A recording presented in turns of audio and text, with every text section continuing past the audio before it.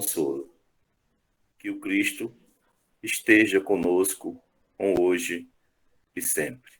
Assim seja. Que assim seja. Com a prece provocada, ele pode estar, tá certo? Mas por conta do horário. Eu vou pedir para João fechar o áudio dele, porque eu acho que é o áudio dele que está dando retorno.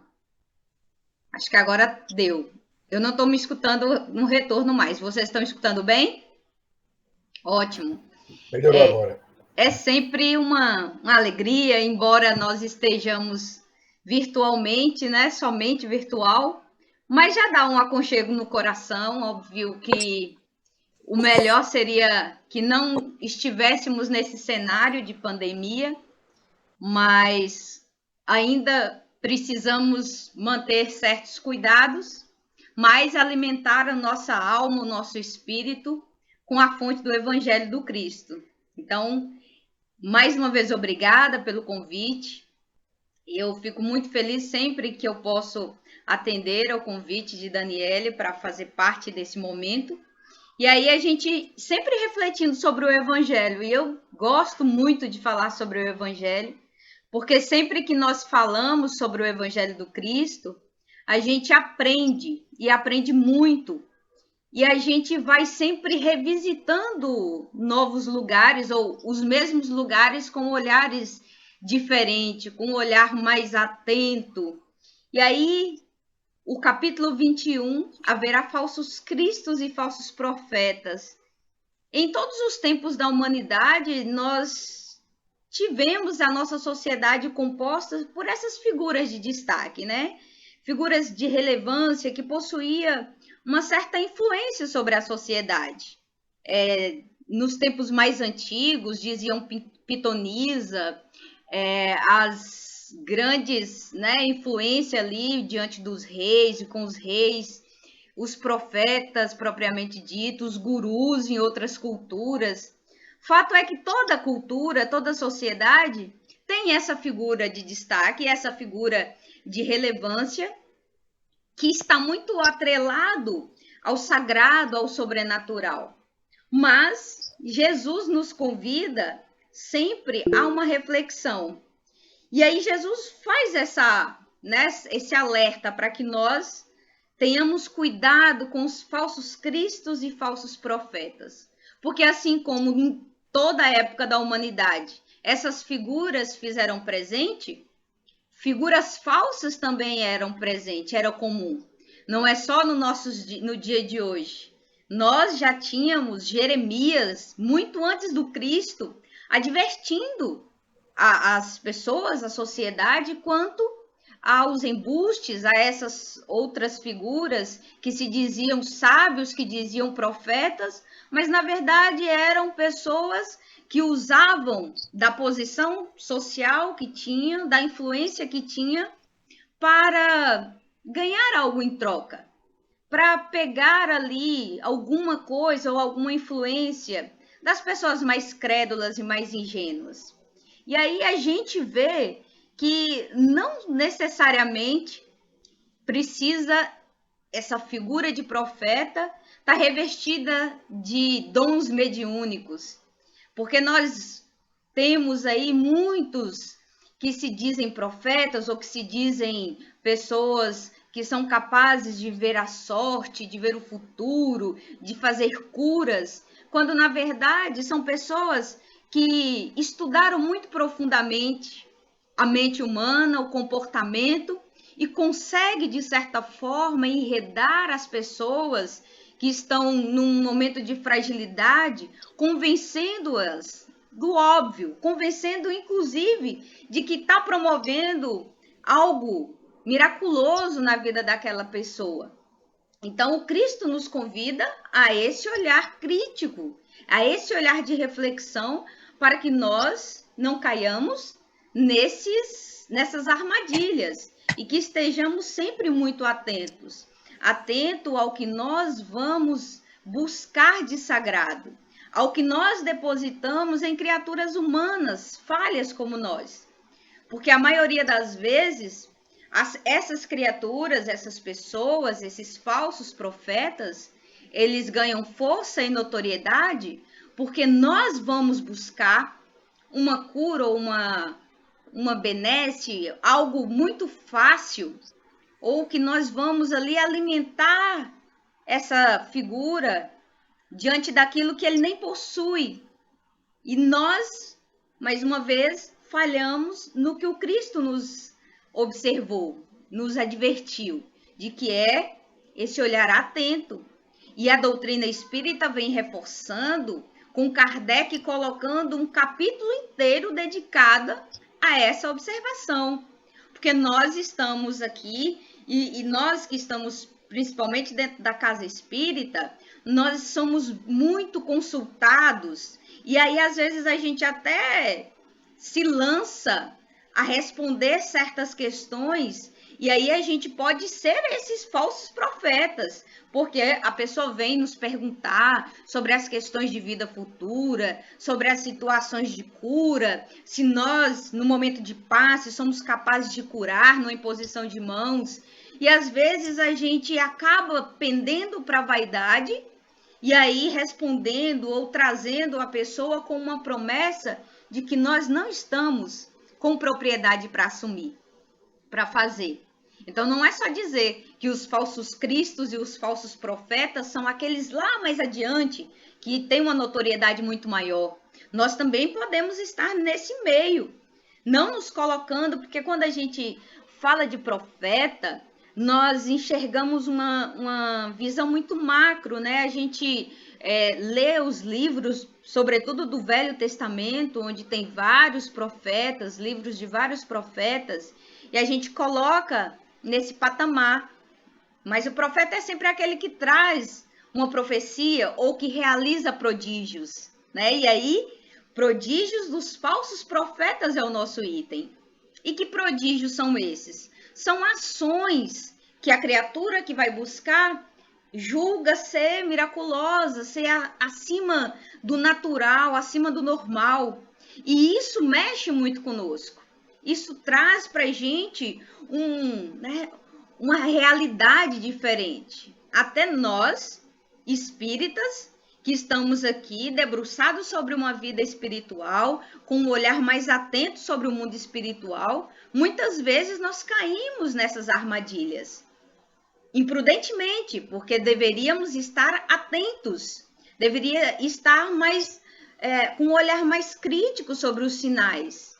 E aí a gente vai sempre buscando essa orientação no Evangelho, no Livro dos Espíritos, na comunicação que nós recebemos dentro da casa espírita, quando vem um benfeitor espiritual, o trabalhador da nossa casa, né, do mundo espiritual, trazendo para a gente orientações seguras, orientações sérias, que não promete cura, que não promete facilidades. E na maioria das vezes que nós caímos nesses falsos profetas, é porque nós estamos buscando facilidades. Quando nós reagimos a esses prodígios, a algo que nós consideramos acima do normal, nós muitas vezes vamos de encontro, ou nós vamos contra, na verdade, as leis divinas. Porque nós precisamos reconhecer que tudo o que acontece é pela misericórdia divina. Não há nenhuma criatura que está aqui nesse orbe capaz de ir contra as leis da natureza, as leis divinas, que são imutáveis. E se a gente atribui esse dom ou essa condição maior a um homem como nós, passível de erro, nós estamos depositando uma crença muito maior do que é possível na realidade, né? Então, não vai faltar quem esteja disposto a brincar com a crença alheia, brincar com a fé. Não faltarão, mas de nossa parte é preciso esse olhar. E o Cristo diz, tem um trecho aqui que destaquei, então, se alguém vos disser, o Cristo está aqui ou ali, Não creeis absolutamente, porquanto falsos cristos e falsos profetas se levantarão e farão grandes prodígios. Veja, Jesus destaca essa fala de Jesus em Mateus e em Marcos. Jesus trazendo essa advertência. Muitos aqui, sobre nosso orbe, se colocarão como esses profetas. E aí a gente precisa ter um olhar não só crítico, mas um olhar cuidadoso e da misericórdia divina para com essas criaturas. Porque quem é capaz de protagonizar grandes feitos se está ali por intermédio do mais alto escalão da divindade? Essa criatura tem que estar com um andar muito atrelado com a humildade. E aí a gente vê que tem aí um Henri Christ, que já se coloca como um Cristo. Temos João de Deus, a criatura que é capaz de se intitular João de Deus, já é para nós termos um pé atrás. Já é para que nossa impressão primeira seja de, peraí, mas qual é a máxima do Cristo quando fala desse servir? E aí Kardec constrói o Evangelho de forma muito engenhosa, porque o capítulo 20 são os trabalhadores da última hora. E o que é que nós aprendemos nos trabalhadores da última hora? A entrega, a devoção, nos colocarmos diante da missão do Cristo, sem ser maior do que o Cristo, sem ser maior do que a missão. Jesus diz que nós podemos fazer o que ele fez e muito mais. Só dele dizer isso já demonstra a autoridade espiritual dele, já demonstra como ele é humilde de dar a nós, pessoas muito, muito, muito, muito distante da sublime excelência que é o Cristo, tão distante dessa angelitude que é o Cristo, mas ele potencializar em nós essa capacidade e tirar, né, o protagonismo dele, deixando que nós consigamos nos encorajar de colocar adiante as nossas potencialidades, fazer esse retorno aí, buscando a nossa evolução espiritual, sem cair nas armadilhas da vaidade, do orgulho. E aí é muito interessante como a gente precisa sempre, toda vez que eu vou fazer um estudo do Evangelho, e que certas lições, elas sempre remetem a gente às lições anteriores, porque é uma coxa de retalho, é uma construção de conhecimento. E aí a gente vê como nós espíritas somos, de certa forma, abençoados, porque nós pegamos ali o Evangelho, o Novo Testamento, por exemplo, mastigado, digamos assim. Porque a gente vê, eu li um texto aqui, que está em Marcos e Mateus. E aí Kardec faz o quê? Compila essa informação e dá bem chuta para a gente. E aí ele vai costurando o Evangelho de forma que nós tenhamos condições de entender como o Cristo vai nos preparando para absorver os seus ensinamentos. E aí o Evangelho, junto com o Livro dos Espíritos, com o Livro dos Médiuns, como todas as obras da codificação, vai robustecendo a nossa fé e o nosso entendimento mais amadurecido sobre todas essas questões. Então, tudo isso que Kardec vem trazendo, que o Cristo vai nos advertindo, nos chama a uma realidade que está dentro da nossa doutrina. Espíritas, amai-vos.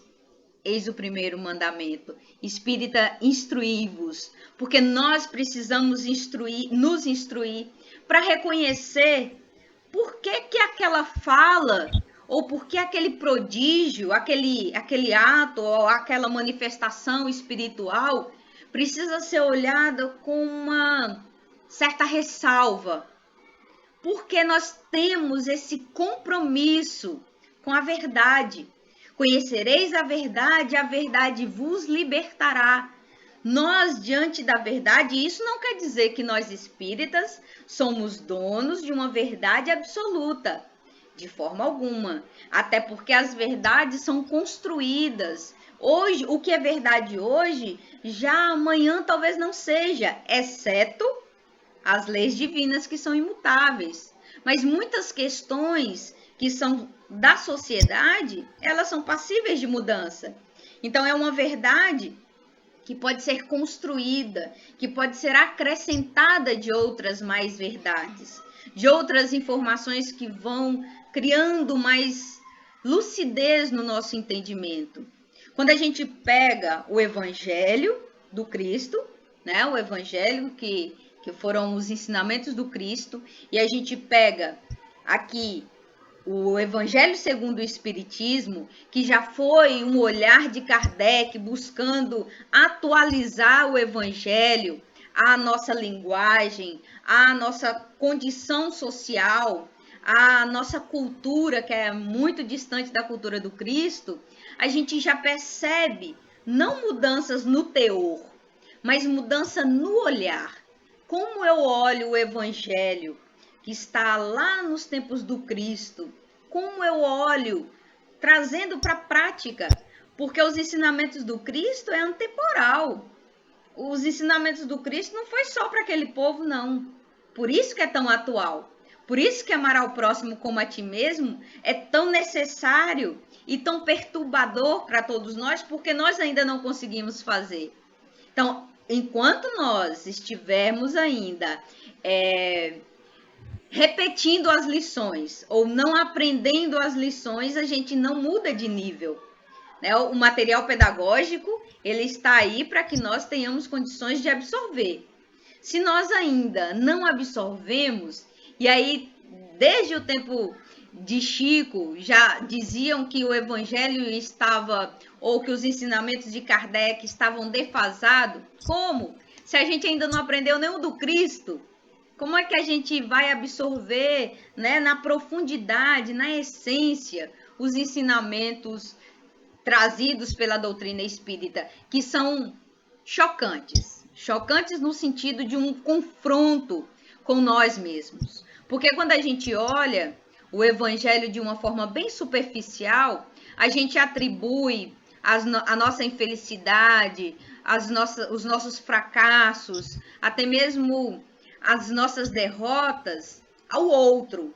É culpa do outro, foi porque Deus quis, foi porque Deus fez assim, de forma fatalítica. E aí a gente vem para a doutrina espírita e a gente vê, olha o dedinho, não é bem assim não.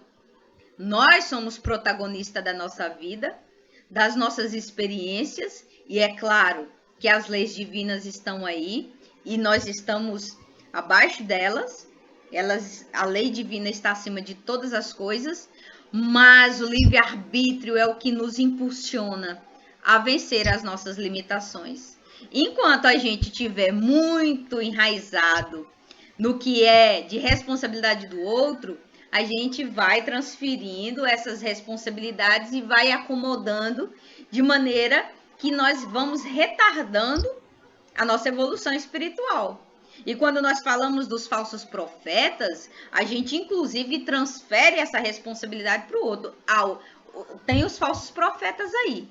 E aí o erro está na pessoa que quer iludir, que quer enganar, que quer testar a fé do outro. Mas e eu? Que sou este que busca o falso profeta?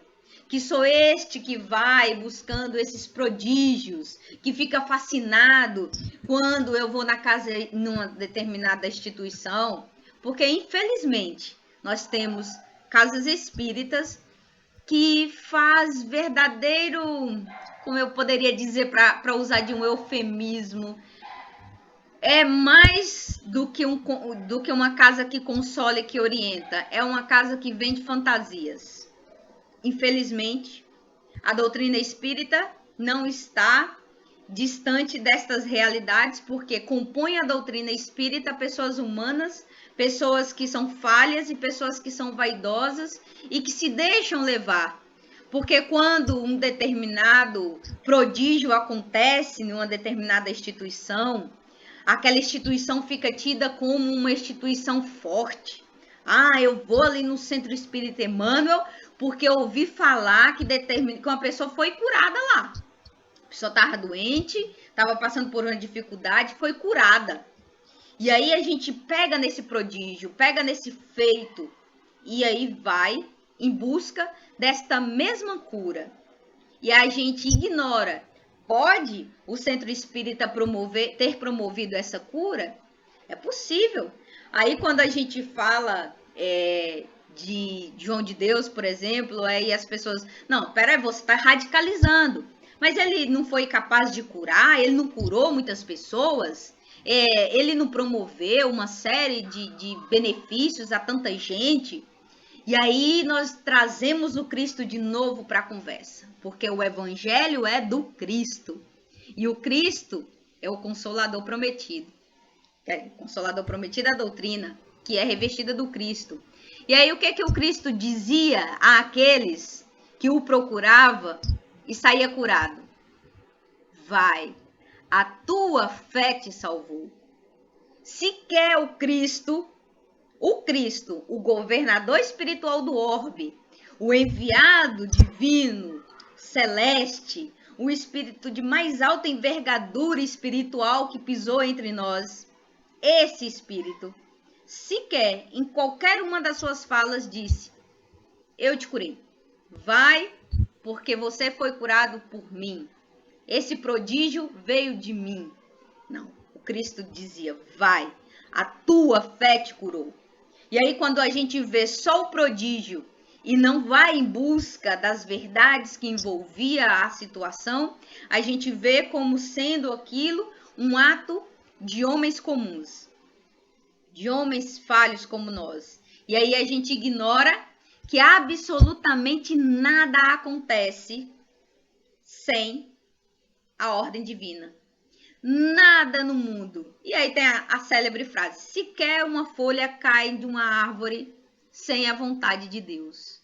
Então, se não há nada que acontece sem que Deus permita, como é que qualquer criatura humana pode atribuir feito a outra? Pode atribuir que esse prodígio, que esse ato saiu de si. E a gente precisa ter esse entendimento.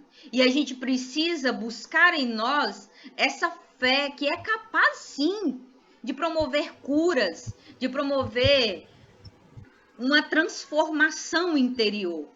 Tanto uma transformação do corpo físico como do corpo espiritual. Mas não devemos atribuir ao outro. Ah, então não tem profeta, Renata, Josiane, Renata? Não tem intermediários de Deus? Então como é que funciona isso? Já que estão dizendo aí que tudo só vai acontecer se Deus permitir. Obviamente. E existem profetas? Sim. Existem homens, criaturas humanas, tão sensíveis e capazes de ser um intermediário divino? Claro que tem. E aí a história está aí para nos provar. Quantas criaturas como essas passaram entre nós, transferindo, doando de si, e sendo capaz de envolver as criaturas com brandura, com ternura. Porém, nós não podemos dizer que essas pessoas fizeram de si ou tornaram esses prodígios por si, por potenciais únicos. Não, são pessoas que estavam ali envolvidas, estavam muito sintonizadas com a missão, com o dom e conseguiram fazer. Natan, um profeta lá dos tempos do rei Davi, foi um desses homens de notória importância. Natan era o profeta, a pessoa mais ligada, mais próxima ao rei e a única capaz de ter acesso ao rei que se acreditava essa criatura divina. E aí Natan, sempre muito bem intencionado, muito bem intuído, com o propósito de servir em nome de Deus, Natan sempre trazia para Davi reflexões que o fazia repensar o seu comportamento. E aí esse é o verdadeiro profeta. Aquele que vai buscar o nosso potencial, que vai transformar o que nós temos de melhor. E aí uma fala de Natan que eu acho fascinante todos nós conhecemos a história de Davi e que ele foi, né, um guerreiro, além de tudo, além de governar, ele era um guerreiro, era um rei que tinha muitas mulheres e que era comum à época e que se interessou pela mulher do seu melhor amigo, que também era seu general. E aí Davi, muito, né, mal intencionado, mandou esse general para a guerra, para o fronte de batalha, de forma que ele sabia que era uma viagem sem volta. E a ideia de Davi era que ele fosse, tombasse em batalha e que aí Davi podia cortejar a sua mulher. E aí Natan chegou para Davi e disse: Senhor, o que o senhor acha de um fazendeiro que tem 100 ovelhas, mas quer a ovelha do seu vizinho? E aí o rei Davi, né, achando-se justo, disse: a pena para ele é a morte, ele deve morrer. Onde já se viu ter 100 ovelhas e querer a única ovelha do seu vizinho? E aí, com muita sabedoria, Natan disse: esse homem é o senhor. O senhor tem todas as mulheres da corte, mas o senhor quis a mulher do seu amigo. Então, veja como é diferente o propósito de um verdadeiro profeta. E o verdadeiro profeta, embora as questões históricas levantem, não é só aquele que faz profecia. O profeta é alguém que tem um saber acima da média, né? Que tem uma sabedoria, um dom, uma perspicácia, que é capaz de olhar com ternura, mesmo em situações como essa, que é capaz de fazer esse confronto com a verdade. E aí nós temos, já que falamos de João de Deus, nós temos Chico Xavier, que faz um contraponto a isso. Enquanto nós vemos de um lado uma pessoa, uma figura que tinha um dom e que deturpou esse dom, e que nós sabemos que não é só espíritos bons que existem espíritos ruins, espíritos que estão ali, que se comprazem com o mal. E aí esses espíritos, assim como nós, pessoas encarnadas, usamos de influência, de troca de favores, no mundo espiritual é igual, porque o mundo espiritual é o retrato, o reflexo do que é aqui. Ou melhor, nós aqui somos o reflexo do que é o mundo espiritual. Então essa troca de favores existe entre encarnados e desencarnados. E aí, enquanto um fez verdadeira fortuna, como nós vimos aí, né, nos noticiários, no documentário, inclusive, nós temos Chico Xavier, que morreu na pobreza, que tudo que fez foi em prol do outro, que todas as suas ações foi com o objetivo de transformar no que fosse possível a vida do outro, de ver, assim como Cristo, que foi capaz de ver em Maria Madalena virtude, de ver em Paulo, de ver em Pedro, de ver em pessoas que ainda era um diamante bruto, enxergar a essência, o lapidado, a verdadeira joia. Chico tinha esse olhar translúcido, tinha esse olhar de doçura. Então, tantos outros como Chico Xavier vieram nos mostrar que o verdadeiro profeta é aquele manso, humilde, aquele doce, aquele ou que precisa ser firme como Natan, mas sem ser perverso, sem ser injusto, sem constranger o outro em público, fazendo de forma sutil e generosa, porque o propósito para aquela advertência é fazer com que o outro aprenda, não que o outro fique constrangido meramente. Então, todas essas questões, enquanto um se diz o João de Deus, o outro fala que é apenas um cisco, porque quando perguntava de Chico, ele, não, sou um cisco, Francisco, um cisco, né? Vejamos diferença.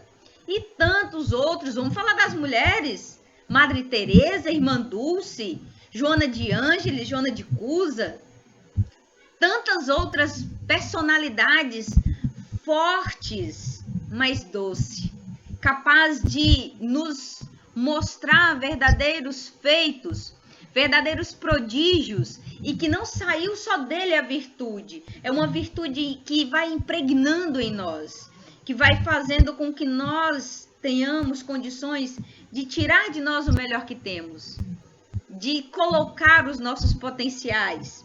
E aí, vamos para o texto de Kardec, para a gente não ficar só nas minhas falas, porque Kardec é quem está aqui dizendo dos prodígios, dos falsos profetas, e ele diz, levantar-se-ão falsos cristos e falsos profetas, que farão grandes prodígios e coisas de espantar, a ponto de seduzirem os próprios escolhidos. E aí, quando fala de seduzir os próprios escolhidos, eu penso em nós espíritas, que quando a gente vê acontecendo cura em casas espíritas, quando a gente vê situações, quando a gente vê, eita, a consulta em determinada casa fala com espírito, e lá é que é bom, porque vai acontecer, vai me falar o que eu preciso fazer, vai me colocar essas condições. Veja como nós somos tão infantis, porque a gente vai buscar o que na doutrina espírita? A gente vai buscar um dossiê de como nós precisamos nos portar. O dossiê é a boa conduta.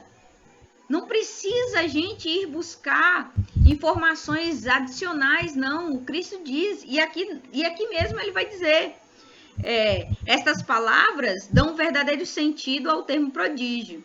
Na acepção teológica, os prodígios e os milagres são fenômenos excepcionais, fora das leis da natureza, sendo essas exclusivamente obra de Deus.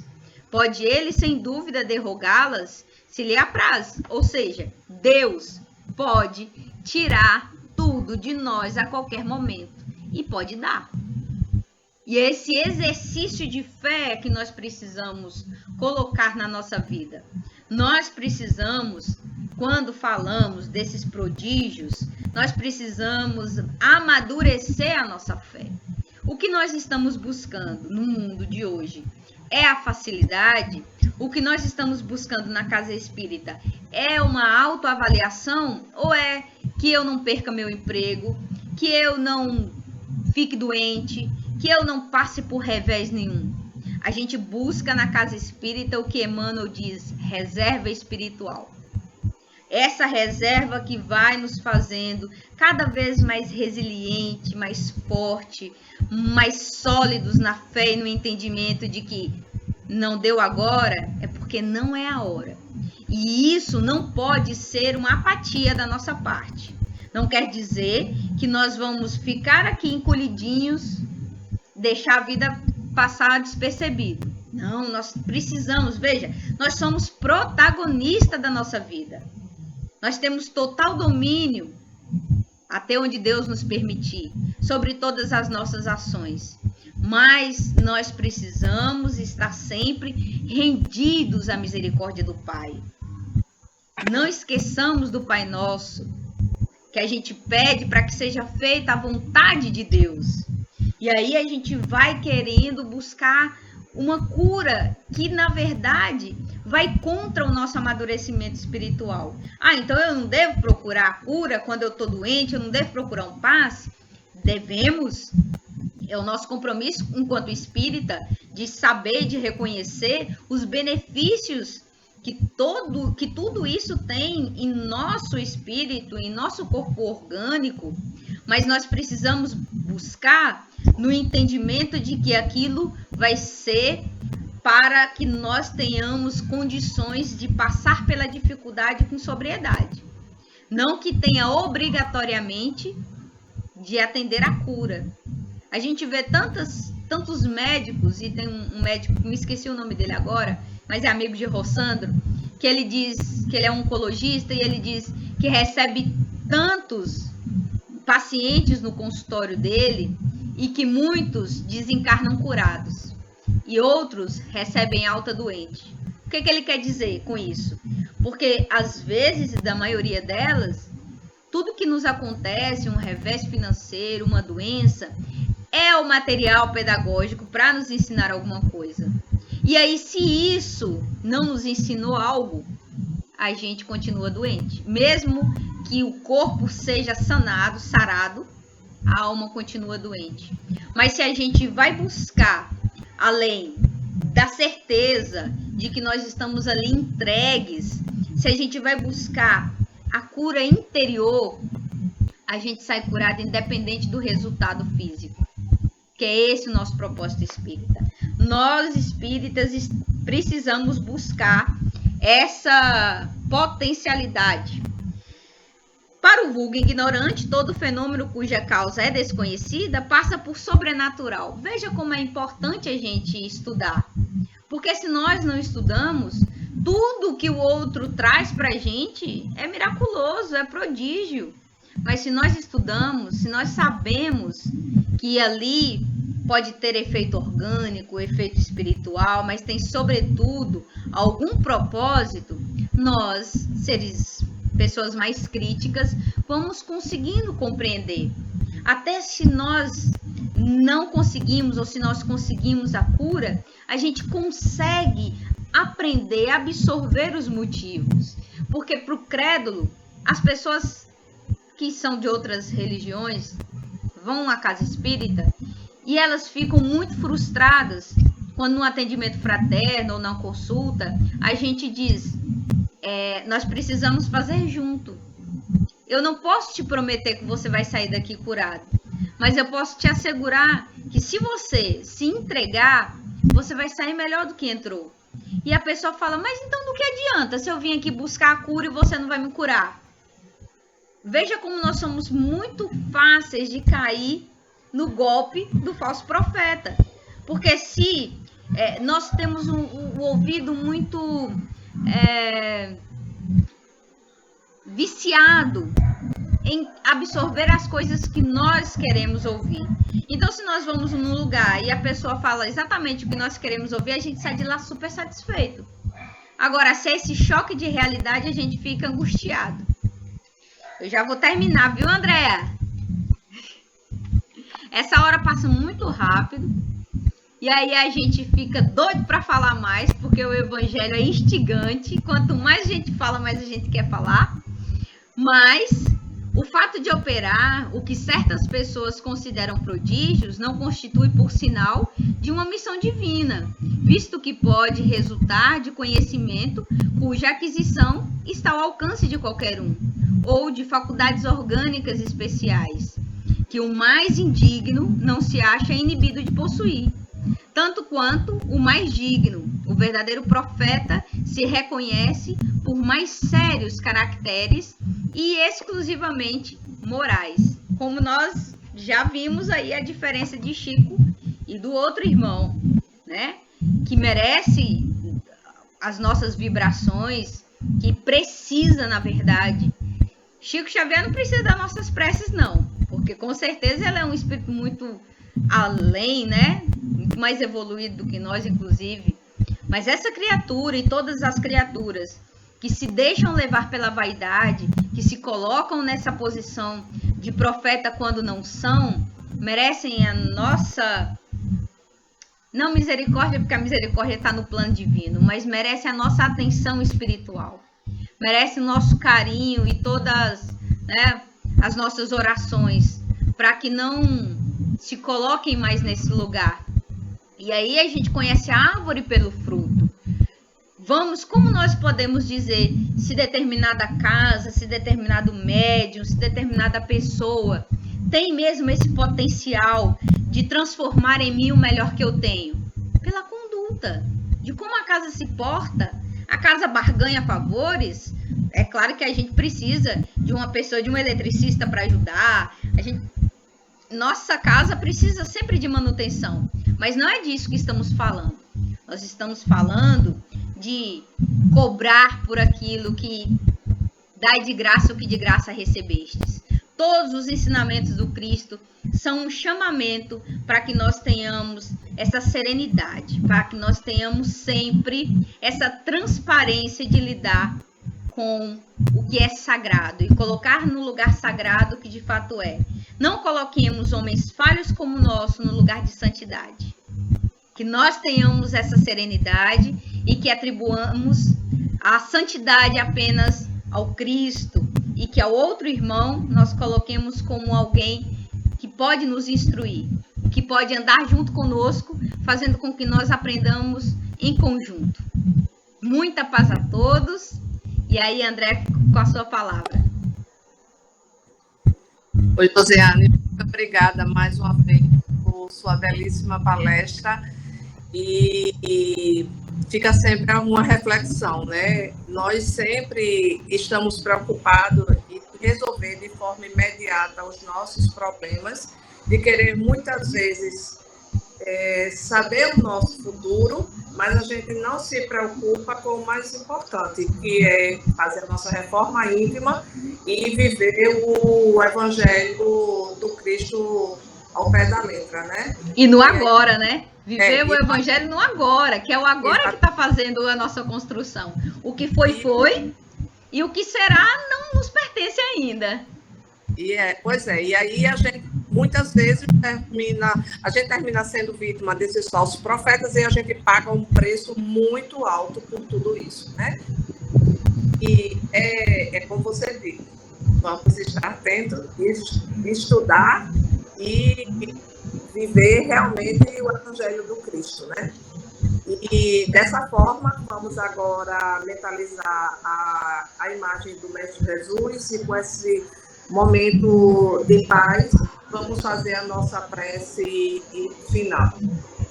Amado Mestre Jesus, mais uma vez te agradecemos pelos conhecimentos adquiridos na noite de hoje.